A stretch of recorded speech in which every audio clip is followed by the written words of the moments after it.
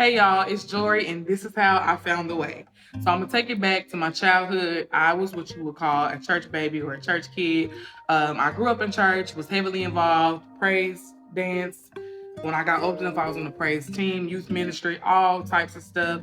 At Vacation Bible School, Bible study. Y'all know how it go. I was there all the time.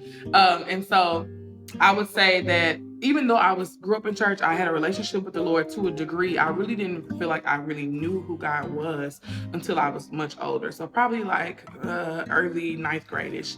And so we'll fast forward to my college life.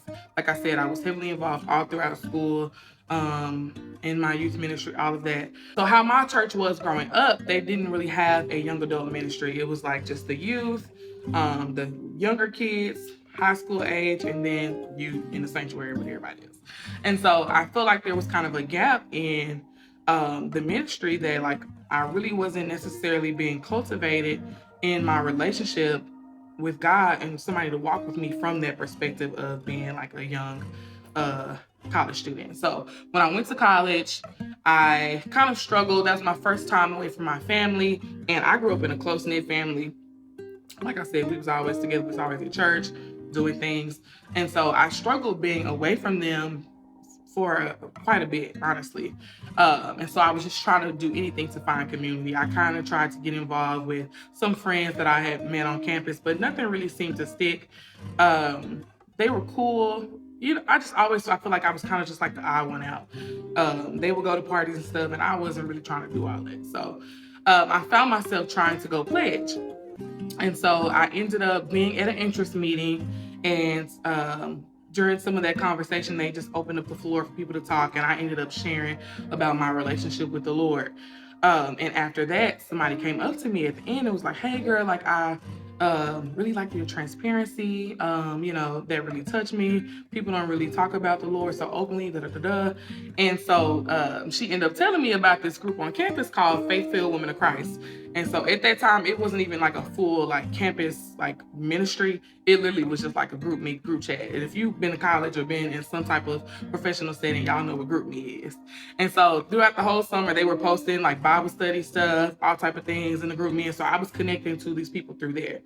And so fast forward, when I came back in the fall, it ended up being a full-fledged ministry. And that was for the first time I kind of felt like community outside of where I had been growing up. And I didn't feel so isolated. I wasn't just the church girl that was, by herself. So anyway, wonderful godly group. I still am friends with some of those people today. But anyway, so we had a retreat, probably 2019. This is January 2019. And we had a retreat that was off campus for the exec members of that ministry or the college organization.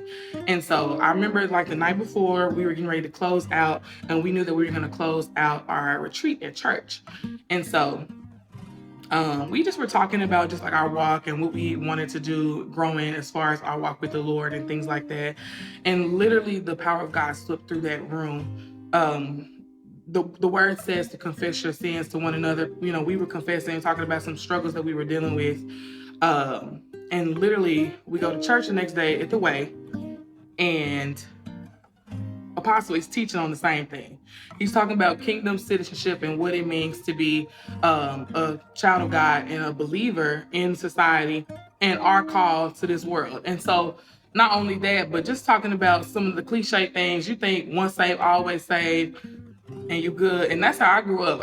Grew up Baptist. I was like, I love the Lord, No, baby, you still live a little raggedy. And so and so I had my mind had been open listening to Apostle teach, and he's sharing his testimony. I had never heard that type of transparency in the pulpit ever.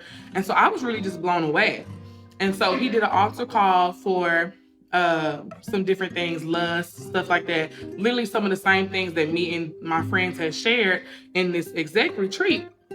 And we were, praying and like, Lord, we want deliverance, but not even really fully understanding what deliverance was, because we hadn't seen that outside of like our Bible studies on campus. We weren't attending a church where we could learn about deliverance and things like that. And so when I stepped foot in the Way, like I was like, this is where I need to be. And so they had an altar call. I'm receiving deliverance for the first time, purging. I was like, Lord, what is this? but really experiencing freedom in a way that I had never ever experienced it. What sealed the deal for me was one of my friends. Her name is Marissa. She literally could not hear out of her right ear, right or left. I don't even remember which one. But if she watches, she can comment. But she literally got delivered on the altar and got healed. Her ear, she could hear now. And so it's been what, 5, 6 years. The woman of God is healed. So I was like, this is where you see power flowing. Why wouldn't you want to be a part? Why wouldn't you want to be in a place that's for real about the things of God and deliverance? And so that's what really sealed the deal. I think I maybe came back 2 or 3 times after that as a visitor. And after prayer, I was like, Lord, I'm joining. This is where I need to be. And I have literally seen my life change just being under a leadership where people truly are living for God. Apostle and Lady G, both apostles, they don't play. They are for real about their walk. And you have no choice, but if you're going to be under this house, you're going to either dip because you ain't trying to live for God for real, or you're going to submit and do what you need to do. And I feel like that's what I've been doing. I've grown here. I've been delivered plenty more times. And it's just a wonderful place. I'm happy to be at the Way.